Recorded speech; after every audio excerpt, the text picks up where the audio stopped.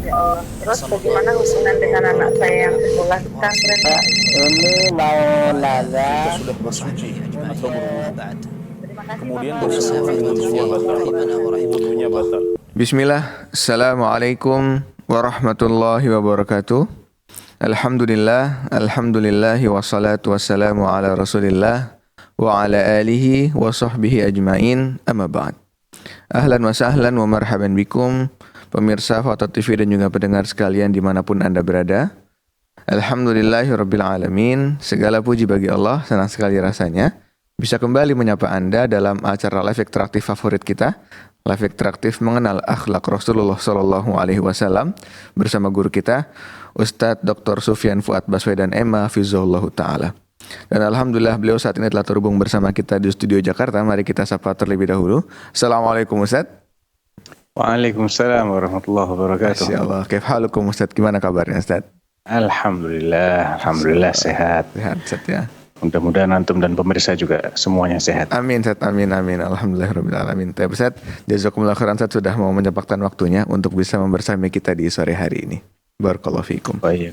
Allah barik fiik. Baik pemirsa dan juga pendengar sekalian dimanapun Anda berada, seperti biasa selama kurang lebih 1 jam ke depan kita akan bersama-sama belajar mendulang faedah dan juga kita akan dengarkan jawaban-jawaban dari pertanyaan-pertanyaan yang masuk dari pemirsa sekalian, baik melalui redaksi kami di dewanfoto.com atau bisa juga pemirsa sekalian sampaikan melalui line telepon kami di 021 2123 2333 atau bisa juga disampaikan melalui line telepon WhatsApp kami di 0821 7000 6087. Dan kita juga menyapa rekan-rekan yang terhubung dalam RTVC dan juga seluruh pendengar yang saat ini mendengarkan program ini secara relay. Di antaranya ada Radio Sahabat Tegal, Radio MDFM Probolinggo, Radio Sagu FM Sumatera Barat, Radio Al-Hikmah Banyuwangi, Radio Tu FM Riau dan Radio Mas FM Sragen.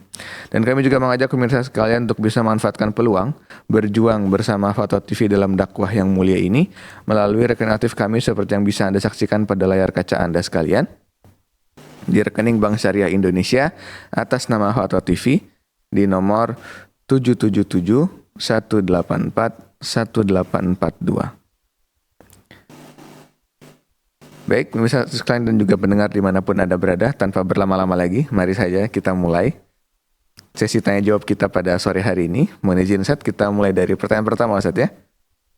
Taib, tafadhal. Baik Ustaz, bismillah. Pertanyaan pertama ini datang dari Bapak Kemal di Kota Bekasi, Jawa Barat. Pertanyaannya, Assalamualaikum Ustaz, izin bertanya. Saya adalah seorang dokter gigi, di mana seringkali mengikuti acara seminar. Namun, banyak acara seminar yang diselenggarakan dalam peringatan hari lahir. Contohnya hari lahir institusi pendidikan. Nah, bagaimana hukumnya mengikuti seminar yang seperti itu, Ustaz? Terima kasih, jazakumullahu khairan. Ya, bismillahirrahmanirrahim. Alhamdulillah, wassalatu wassalamu ala khairi khalqillah, Muhammad ibn Abdullah wa ala alihi wa sahbihi wa man walah, amma ba'd. Ya, terkait dengan pertanyaan tentang mengikuti seminar yang dilakukan bertepatan dengan hari lahir perusahaan tadi ya? Institusi pendidikan. Institusi pendidikan. Itu tergantung kepada niat si peserta ya. Karena kalau peserta itu hadir bukan dalam rangka merayakan, namun dalam rangka mencari manfaat dari seminar-seminar itu, maka tidak ada masalah insya Allah. Namun jika diniati untuk merayakan, baru di sini menurut sebagian ulama adalah masuk kategori bid'ah. Kenapa? Karena penentuan suatu hari sebagai hari raya, sebagai hari yang memiliki keistimewaan khusus, itu merupakan wewenang syariat. Ya, bukan sesuatu yang bebas begitu saja. Sehingga adanya keyakinan terhadap keistimewaan suatu hari dibanding hari-hari lainnya, ini harus berdasarkan kepada dalil. Karena tidak ada dalil yang menyebutkan keistimewaan hari tersebut secara syar'i, maka tidak boleh diyakini sebagai hari yang istimewa. Jadi kalau ingin memanfaatkan adanya seminar tanpa meyakini keistimewaan hari tersebut, tanpa meniatkan untuk merayakan hari tersebut, maka tidak ada masalah insyaallah. Wallahu a'lam. Baik Ustaz, barakallahu fikum wa jazakumullahu khairan atas jawabannya. Semoga dapat dipahami tadi oleh penanya kita Bapak Kemal di Kota Bekasi. Baik Ustaz, kita sapa terlebih dahulu penelpon kita yang pertama di sore hari ini Ustaz. Kita sapa terlebih dahulu. Assalamualaikum Fatwa TV. Baik Ustaz, sepertinya belum terhubung. Mohon izin Ustaz, kita beralih ke pertanyaan yang kedua. Kali ini pertanyaan datang dari Ibu Ika di Kabupaten Bantul, Yogyakarta. Pertanyaannya, Bismillah izin bertanya Ustadz, saya adalah seorang istri yang bekerja. Saya dan suami mempunyai kesepakatan jika saya yang bekerja dengan pertimbangan saya mendapatkan gaji tetap, sedangkan suami menjaga anak-anak dan berdagang. Saat ini, saya ingin memberangkatkan umroh kedua orang tua saya. Tetapi suami menuntut ayahnya juga diberangkatkan dengan memakai uang saya. Apakah saya boleh menolaknya dengan alasan uang sisa umroh orang tua saya adalah untuk persiapan biaya pendidikan anak-anak saya? Begitu pertanyaan Ustaz, jazakumullahu khairan. Ya, tentu itu bukanlah tuntutan yang bijak, yang tepat dari pihak suami ya. Karena harta istri itu miliknya istri. Tidak boleh diambil kecuali dengan kerelaan hatinya. Sehingga apabila istri keberatan, maka itu adalah haknya dia. Karena untuk mengumrohkan ayah mertua itu bukan kewajiban istri. Ya, bukan kewajiban istri sama sekali. Justru itu adalah harusnya menjadi tanggung jawab anaknya. Jadi tidak mengapa ketika istri keberatan untuk mengumrohkan ayah mertuanya. Wallahu a'lam. Nah. Baik Ustaz, barakallahu fikum wa jazakumullahu khairan atas jawabannya. Semoga dapat dipahami tadi oleh penanya kita, Ibu Ika di Kabupaten Bantul, Yogyakarta. Baik Ustaz, alhamdulillah sudah terhubung bersama kami. Kita sapa terlebih dahulu Bapak Nahrul di Gresik. Assalamualaikum, Fatwa TV. Halo. Assalamualaikum Fatwa TV. Baik Ustaz, ternyata terputus Ustaz, qadarullah. Mohon izin Ustaz, kita berlanjut ke pertanyaan berikutnya. Kali ini pertanyaan datang dari Ibu Juliana di Pekanbaru Riau. Pertanyaannya, Bismillahirrahmanirrahim. Assalamualaikum. Saya ingin menanyakan, bagaimana sikap saya terhadap suami yang suka selingkuh dan berzina sampai memiliki anak di luar pernikahan. Dan untuk menyelamatkan dirinya, dia menikahi perempuan yang sudah ditidurinya. Kalau berdasarkan kemampuan, mungkin dia mampu secara fisik dan ekonomi. Tapi selama ini dia tidak pernah memperhatikan perkembangan, pendidikan, kesehatan, dan juga perlindungan anak-anaknya. Begitu Ustaz pertanyaannya. Barakallahu fikum wa jazakumullahu khairan. Ya, ini musibah ya. Innalillahi wa inna ilaihi raji'un. Merupakan musibah manakala seorang wanita memiliki suami yang suka berzina seperti itu. Dan secara syar'i, apabila kondisi suaminya seperti yang diceritakan tadi, suka berzina, bahkan sampai punya anak, walaupun kemudian dia menikahi itu tidak menghapuskan dosa zinanya. Ya, menikahi orang yang pernah dia zinai itu tidak menunjukkan dia bertaubat. Bertaubat itu adalah dengan menghentikan, menyesali. Ada tekad untuk tidak mengulang lagi. Dan menjauhi sebab-sebab yang menjerumuskan dia dalam perzinaan. Itu namanya bertaubat. Jadi berdasarkan yang tadi disebutkan, saya tidak mendapatkan indikasi bahwa suaminya telah bertaubat. Sehingga dia masuk kategori fasik. Suami yang fasik. Yang ahli maksiat. Dan tidak bisa memberikan tidak bisa menunaikan tugasnya sebagai bapak yang harusnya memberikan contoh yang baik, mendidik anak-anaknya dan seterusnya. Oleh karena itu, menurut informasi yang tadi disebutkan, tidak ada baiknya untuk mempertahankan rumah tangga seperti itu. Bahkan itu mungkin bisa berpengaruh buruk terhadap anak-anaknya nanti, karena orang yang dibesarkan dengan kondisi seperti itu, dia akan menanggung beban mental ya, sehingga secara syar'i Anda boleh menuntut untuk cerai dari suami yang seperti itu. Wallahu a'lam. Baik Ustaz, barakallahu fikum wa jazakumullahu khairan Ustaz atas jawabannya. Semoga dapat dipahami dan juga menjadi solusi bagi penanya kita tadi Ibu Juliana di Pekanbaru Riau Ustaz. Baik, kita sapa terlebih dahulu penelpon kita yang sudah terhubung saat ini. Kita sapa terlebih dahulu. Assalamualaikum Fatwa TV. Halo. Assalamualaikum Fatwa TV. Waalaikumsalam warahmatullahi wabarakatuh. Iya, Bapak silakan untuk pertanyaan Bapak. Halo. Untuk Ustaz.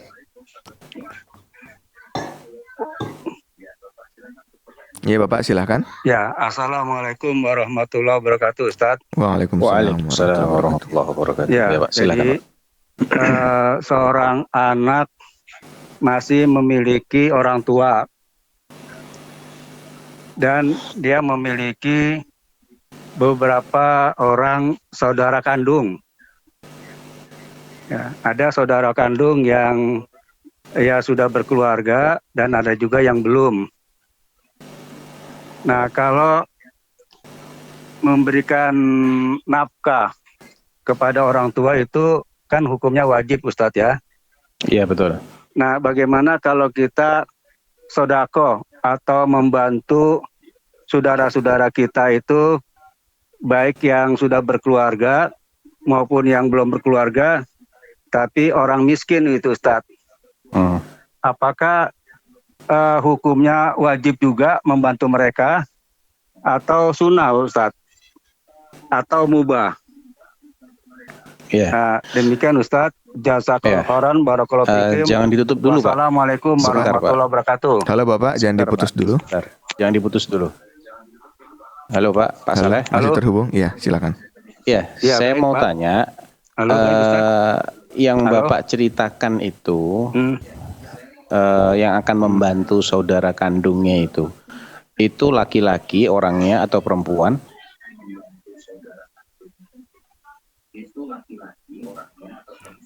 Halo Pak. Halo Bapak. Yang membantu itu laki-laki. Yang mau Laki-laki. membantu. Yang akan dibantu itu ada yang laki-laki, ada yang perempuan. Tayyib. Ada yang Pertanyaan sudah saya berkeluarga berikutnya. maupun yang belum berkeluarga tapi miskin. Oh ya, yang sudah berkeluarga itu punya anak laki-laki nggak Pak? Halo Pak. Punya Ustadz, Punya. Tayyib. punya anak laki-laki. Anak laki-laki punya ya. Jadi begini Pak. Pada dasarnya kalau sodakoh itu tidak ada yang wajib Pak. Sodakoh itu sunnah. Tapi kalau nafkah seseorang kepada saudaranya itu ada rinciannya. Ada kalanya itu wajib, ada kalanya tidak wajib. Nah, kenapa tadi saya tanya yang akan membantu itu laki-laki atau perempuan, kemudian yang akan dibantu yang sudah menikah itu sudah punya anak laki apa enggak? Karena kalau yang akan dibantu itu saudaranya belum menikah, berarti saudaranya yang akan dibantu itu seandainya dia itu meninggal dunia, maka warisannya akan jatuh kepada orang tua dan saudara-saudaranya yang lain. Nah, kaidah syariatnya, orang-orang yang menjadi ahli waris dari seseorang ada kewajiban menafkahi orang tersebut. Tapi kalau saudara yang akan dibantu itu punya anak laki, maka anak laki ini akan menghabiskan sisa warisan dia.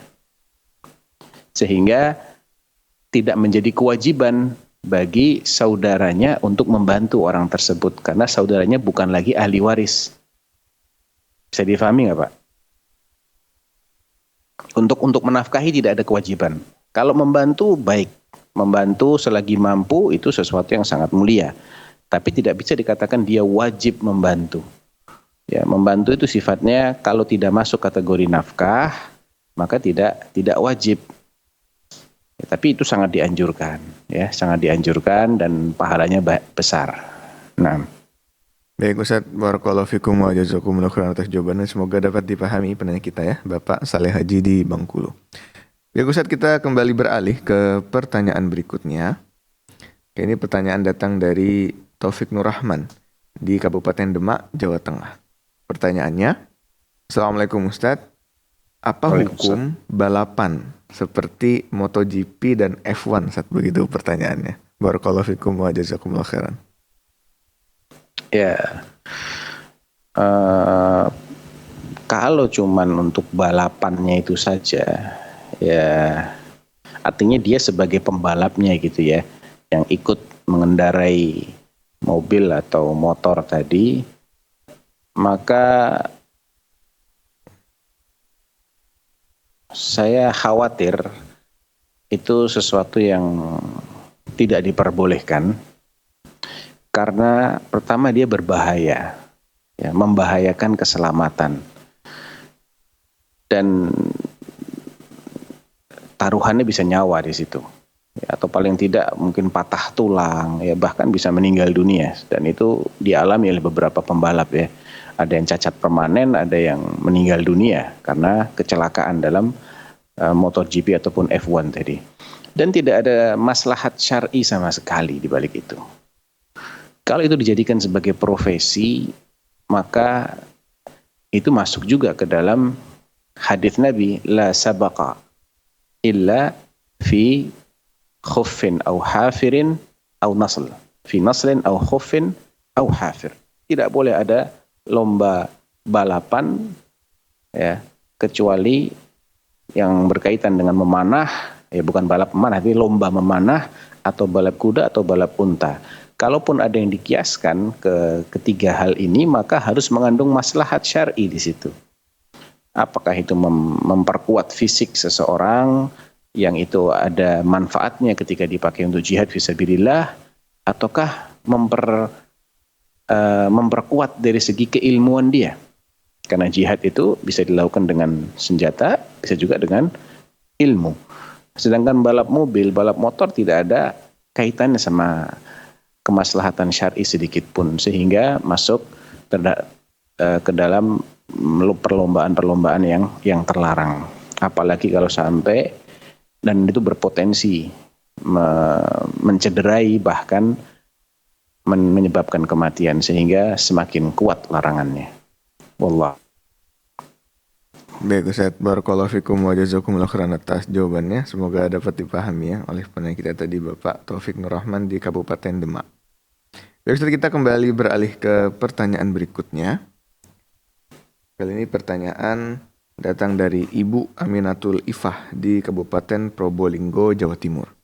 Pertanyaannya, apakah boleh seorang suami meminjam atau memakai dan menjual mahar yang telah diberikan kepada istri untuk sebagai tambahan modal usaha? Begitu Ustaz pertanyaannya, jazakumullahu khairan. Ya, asalkan itu dengan izin dari istrinya. Tadi kan meminjam atau memakai atau menjual. Assalamualaikum warahmatullahi Ya, kalau itu meminjam, berarti dia harus mengembalikan mahar itu. Kalau sifatnya itu uang, ya kembalikan yang senilai. Itu namanya minjam. Kalau istrinya rela memberikan pinjaman, tidak ada masalah. Silahkan dipinjam untuk modal, nanti dikembalikan lagi, ya, dengan yang senilai. Kalau dia memakai, ini statusnya apa? Dipakai untuk dimiliki atau dipakai untuk dikembalikan lagi? Ini harus jelas di sini ya. Kecuali maharnya adalah barang yang bisa dipakai tanpa harus kehilangan nilainya. Kalau maharnya seperti itu dan istrinya merelakan, maka silahkan itu seperti meminjam ya, sifatnya seperti meminjam kemudian dikembalikan lagi. Kalau yang pertama itu meminjam, yang saya pahami adalah meminjam sebagai hutang, ya, dipakai nilainya digunakan, kemudian dia kembalikan lagi yang senilai, itu namanya hutang. Kalau yang kedua meminjam artinya barangnya dipinjam dan dikembalikan, barang itu sendiri dikembalikan. Ini semuanya harus atas seizin si istri, karena itu adalah miliknya istri. Apalagi kalau menjual, ya, kalau menjual ya itu jelas harus seizin istri. Kalau istri merelakan sebagian dari maharnya, berarti istrinya bersedekah kepada suaminya. Silahkan dimakan atau dimanfaatkan, dan itu adalah sesuatu yang halal dan baik ya. Fa'in apa itu ayatnya dalam surat An-Nisa? Fakuluhu hani'an mari'a. Fa'in tibna lakum minhu syai'an fakuluhu hani'an mari'a. Kalau para istri itu dengan kerelaan hatinya memberikan sebagian mahar kepada kalian, maka makanlah mahar itu. Maksudnya manfaatkan mahar itu sebagai sesuatu yang hani'an mari'a, itu ibaratnya makanan yang sedap lagi, lezat begitu ya. Artinya halal dan thayyib. Wallahu a'lam.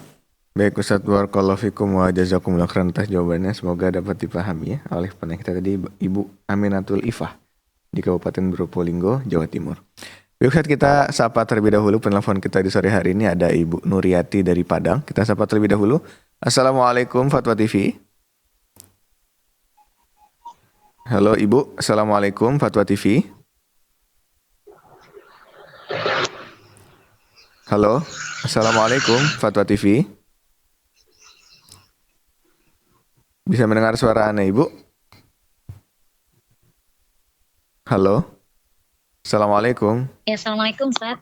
Waalaikumsalam warahmatullahi wabarakatuh. Waalaikumsalam warahmatullahi wabarakatuh. Suaranya kurang jelas ya, Ustaz. Ya, silakan Ibu pertanyaannya. Silakan. Biar Ana ulang lagi, Ustaz. Biar Ana ulang lagi. Oh iya, belum kedengaran pertanyaannya, Bu. Dari awal belum kedengaran apa-apa. Diputus Ustaz, teleponnya qadarullah. Oh, tayyib. Sedang nelpon lagi. Kita tunggu. Halo Ibu, Assalamualaikum. Iya Ibu, silakan Halo, saja Ibu. Assalamualaikum. Waalaikumsalam warahmatullahi wabarakatuh. Waalaikumsalam. Halo. Ya Ibu, halo. Silakan Ibu, pertanyaannya. Suaranya kurang lantang ya, Ustaz ya. Terdengar Ibu, silakan Ibu. Bisa didengar jelas ya, Ustaz. Bisa. Bisa. Halo Ibu, silakan. Halo, Assalamualaikum. Waalaikumsalam Ibu, silakan Ibu pertanyaannya. Iya. Jadi pertanyaannya, Assalamualaikum Ustaz. Pertanyaan pertama ini terkait dengan ada satu keluarga, dia memiliki Masya Allah kekayaannya gitu ya Ustaz ya. Jadi ibu ini punya beberapa orang anak, yang salah seorang anaknya sudah meninggal. Nah, anak yang sudah meninggal ini punya anak lagi, dan anaknya ini ketika neneknya berbagi kepada saudara-saudara mamanya, dia juga pengen nuntut gitu, karena di sana masih ada hak mamanya dia atas neneknya begitu, Ustaz. Gimana ya, Ustaz? Masih ada hak cucunya ini terhadap neneknya? Sebentar Bu, saya perjelas Bu ya. Alasannya ini hak mamanya masih ada katanya, karena neneknya punya kekayaan banyak. Itu yang pertama, Ustaz. Terus yang kedua, Sebentar Ibu. Sebentar Bu. Tahan di situ dulu Ibu. Halo Ibu. Kalau tanaman-tanaman yang ada di atas kuburan orang tua kita yang sudah meninggal, itu memang ada manfaatnya bagi mayit yang di dalam kuburan, Ustaz. Itu aja dulu pertanyaannya, Ustaz. Bu, jangan diputus dulu Bu. Halo Ibu. Halo. Iya. Jangan diputus dulu Bu. Iya, Ustaz. Iya. Iya, Ustaz. Afwan, tadi Ibu sebutkan harta itu milik nenek ya, atau milik ibu? Ibu sebutkan harta itu milik nenek ya, atau milik ibu? Ibu sebutkan. Halo Ibu. Milik neneknya dia, Ustaz. Neneknya Neneknya sudah meninggal. Banyak, gitu. Neneknya sudah meninggal. Milik neneknya dia, Ustaz. Neneknya. Bisa dikecilkan Ibu suara TV-nya, mohon maaf. Belum. Pakai telepon aja Bu, jangan pakai Halo, Ibu. televisi ya. Sampai sekarang. Suaranya mantul-mantul nggak jelas. Dikecilkan Ibu TV-nya ya. Iya. Iya, udah. Ya, tafadhol Ustaz. Jadi tolong nanti Ibu jawab sesuai pertanyaan ya Bu ya. Halo. Halo Ibu. Jaringannya kurang bagus nampaknya, Ustaz ya. Baik. Bu, dengar suara saya Bu? Kurang jelas, Ustaz. Kurang jelas. Kalau di telepon kurang jelas Ibu ya.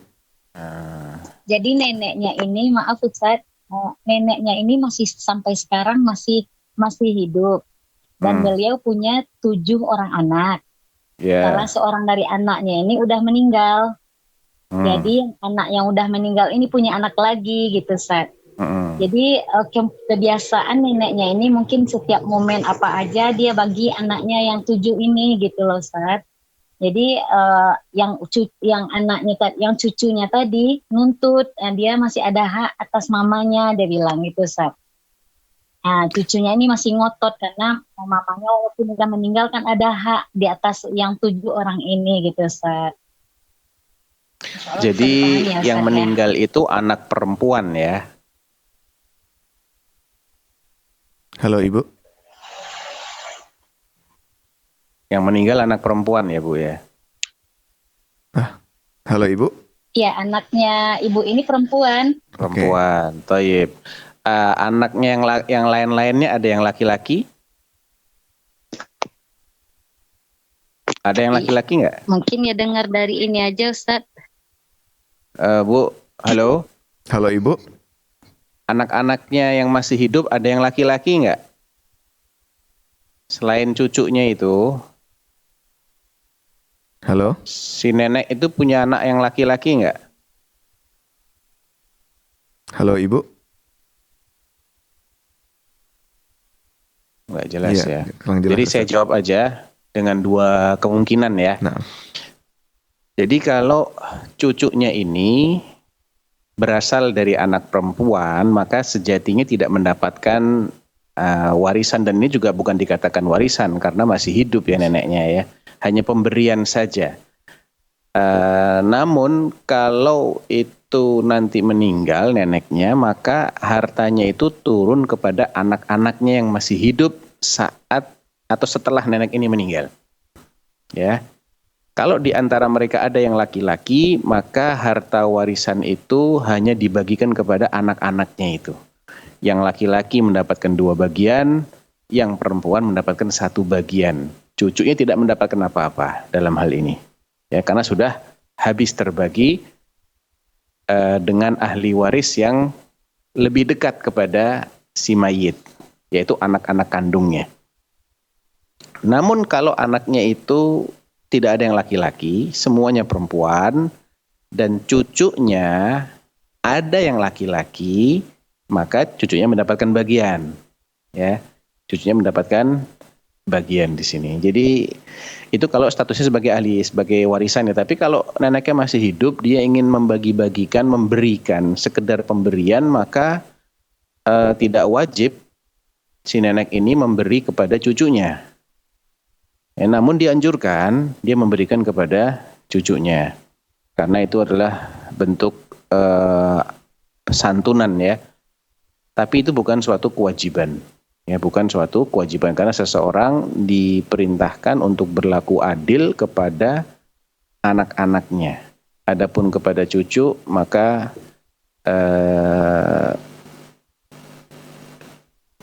tidak sama hukumnya dengan anak-anak, karena memang cucu itu sejatinya memiliki ayah kan, mereka punya orang tua walaupun salah satunya sudah meninggal. Ya kecuali tidak punya orang tua, yatim piatu, atau bapaknya juga tidak mampu, maka itu menjadi kewajiban juga, karena dalam hal ini si anak atau si cucu ini merupakan ahli waris, atau neneknya juga akan mewarisi manakala cucunya meninggal lebih dahulu, sehingga nafkahnya si cucu ini juga menjadi tanggungan neneknya. Namun ketika dia memiliki ayah yang menanggung nafkahnya, ya, ayahnya masih hidup, maka warisannya tidak jatuh kepada nenek, namun jatuh kepada ayah mereka, sehingga tidak menjadi keharusan si nenek untuk menyantuni cucunya tadi. Wallahu a'lam. baik Ustadz, barakallahu fikum wa jazakumullah khairan Ustadz atas jawabannya. Semoga dapat dipahami tadi ya, Ibu Nuryati di Padang Ustadz. Baik, kita beralih Ustadz ke pertanyaan berikutnya. Ini pertanyaan dari Bapak Aldi di Kota Sibolga, Sumatera Utara. Pertanyaannya, Ustaz, izin bertanya bagaimana hukumnya kalau istri mengeluh-ngeluh dengan pemberian dari kita, lalu kita bilang sama dia, kalau kamu nggak bisa bersyukur, tinggalkan saja aku. Dan anak pun membilangnya dalam keadaan emosi, Ustaz. Apakah itu sudah jatuh hukum cerai? Mohon penjelasannya, Ustaz. Barakallahu fikum. Ya, ini sebetulnya secara redaksi tidak sharih ya, bukan cerai yang jelas. Jadi hanya sindiran. Kalau sindiran itu dikembalikan kepada niat. Apakah niatnya suami ketika mengatakan itu adalah memberi pilihan kepada istrinya untuk berpisah darinya, bercerai darinya, manakala dianggap sudah tidak cocok lagi, ataukah dia hanya ingin menggertak saja tanpa bermaksud mempersilahkan si istri untuk bercerai darinya. Nah, niatnya ini akan mempengaruhi apakah itu jatuh talak ataukah belum jatuh talak. Ya, jadi kembali kepada niatnya. Adapun kondisi emosi ini tidak serta-merta menjadi alasan untuk menganggap talak itu tidak jatuh, karena tidak mungkin orang dalam kondisi happy, dalam kondisi harmonis, rumah tangganya bahagia, tiba-tiba menjatuhkan talak. Itu sesuatu yang sangat tidak masuk akal ya. Pasti talak itu didahului oleh suatu keributan, ada emosi. Namun emosi seperti apa? Ya, selama emosi ini tidak menghilangkan akalnya si suami, tidak membuat dia itu gelap mata, tidak lagi bisa membedakan mana kanan, mana kiri, mana siang, mana malam, selagi emosinya tidak sampai ke tingkat itu, maka talak yang dijatuhkan itu berlaku. Ya, berlaku talaknya. Tapi kalau emosinya sudah menutupi kewarasan dia, maka itu seperti talaknya orang gila, ya, seperti orang yang hilang akal.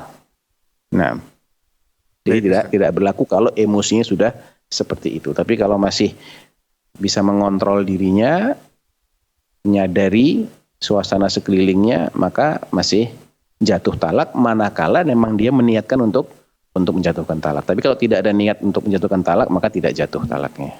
Wallahu a'lam. Baik, Ustaz, barakallahu fikum wa jazakumullah khairan atas jawabannya.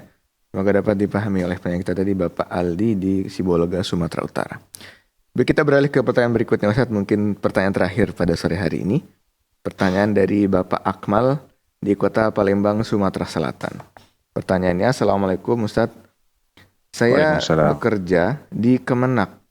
Dan di kantor saya ada bagian yang khusus mengurus umat agama lain. Dikarenakan tidak adanya pelaksana PNS, hanya ada pejabat dan pegawai honor yang beragama sesuai agama bagian tersebut, maka saya diminta untuk membantu menyelesaikan urusan administrasi mereka. Nah, apakah boleh bagi saya melakukan tugas-tugas tersebut? Karena kalau saya tidak mengambil pekerjaan tersebut, maka bisa dibilang saya hanya akan makan gaji buta.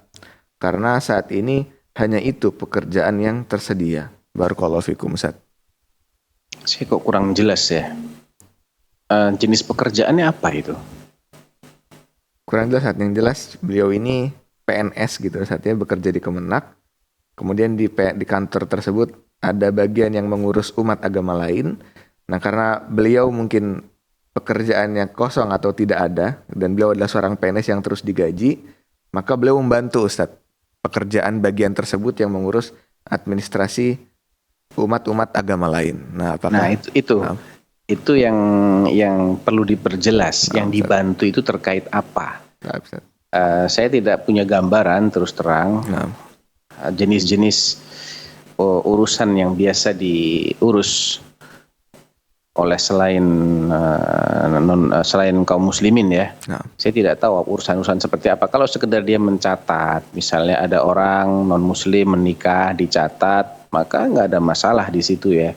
Tapi kalau misalnya ada urusan-urusan terkait perayaan hari raya mereka atau perizinan untuk membangun rumah ibadah dan lain-lain, nah itu yang yang saya khawatirkan ya, karena itu sudah menyangkut masalah akidah. Tidak boleh seorang muslim membantu hal-hal yang sifatnya menodai akidah dia, menodai keyakinan dia sebagai seorang muslim ya. Jadi karena tidak dijelaskan, saya tidak bisa menjawab secara pasti bagaimana status pekerjaannya. Nah, Baik Ustaz, barakallahu fikum wa jazakumullahu khairan atas jawabannya Ustaz. Semoga dapat dipahami ya dan juga menjadi solusi bagi penanya kita tadi, Bapak Akmal di Kota Palembang, Sumatera Selatan. Dan pertanyaan tadi juga sekaligus menutup perjumpaan kita Ustaz pada sore hari ini. Kami ucapkan barakallahu fikum wa jazakumullahu khairan Ustaz atas waktu dan juga ilmu yang telah diberikan. Semoga Allah senantiasa jaga antum, keluarga antum dan juga kerabat antum Ustaz, semoga Amin, ya Rabb. Ustaz, agar bisa terus membersamai kita pada kesempatan sore hari ini terus Ustaz. Baik, pemirsa juga pendengar sekalian dimanapun Anda berada, usai sudah perjumpaan kita pada live interaktif mengenal akhlak Rasulullah bersama guru kita Ustadz Dr. Sufyan bin Fuad Baswedan MA Hafizahullah Ta'ala. Dan sebelum kami tutup, kami kembali mengajak Anda untuk bisa memanfaatkan peluang berjuang bersama Fatwa TV dalam dakwah yang mulia ini melalui rekening aktif kami yang bisa Anda saksikan pada layar kaca Anda di rekening Bank Syariah Indonesia atas nama Fatwa TV di nomor rekening 777-184-1842. Dan kami juga ucapkan jazakumullahu khairan wa barakallahu fikum atas partisipasi pemirsa dan juga pendengar sekalian dimanapun Anda berada pada live interaktif kali ini. Dan kami ingatkan jangan lupa untuk terus saksikan program live interaktif Fatwa TV dari Senin sampai dengan Jumat. Dan kami mewakili kru yang bertugas pada kesempatan kali ini pamit undur diri dari ruang dengar Anda dan juga layar kaca Anda sekalian. Kita tutup dengan doa kafaratul majelis. Subhanakallahumma bihamdika asyhadu alla ilaha illa anta astaghfiruka wa atubu ilaik. Sampai jumpa kembali pada live berikutnya. Barakallahu fikum wa jazakumullahu khairan. Assalamualaikum warahmatullahi wabarakatuh. Ya Allah. Terus bagaimana hubungan dengan anak saya yang sekolah pesantren? Ini mau nanya. Sudah bersuci atau berwudu, Terima kasih kemudian Bapak. bersentuhan dengan suami,